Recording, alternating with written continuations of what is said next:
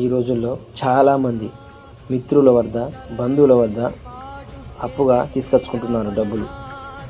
తీసుకొచ్చుకున్న డబ్బులను ఎంజాయ్ చేయడం, కార్లు కొనుక్కోవడం, బంగారం కొనుక్కోవడం, వాళ్ళకి ఇవ్వకుండా వాళ్ళని ఇబ్బంది పెడుతున్నారు. ఇది మంచి పద్ధతి కాదు. వాళ్ళ డబ్బులు వాళ్ళకి ఇవ్వండి, అర్థమైందా? లేకుంటే ఆ పాపం ఊరికే పోదు. వాళ్ళు ఏదో ఒక రూపాయి జమ అవుతుంది కదా అని మీకు అప్పుగా ఇస్తారు.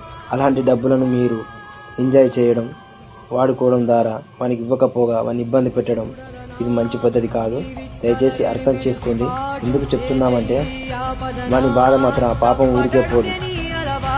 ఏదో జరిగింది తీసుకున్నాం, మనం ఎగబెడతాం అని అనుకుంటున్నారు, కానీ ఖచ్చితంగా మీకు తప్పదు.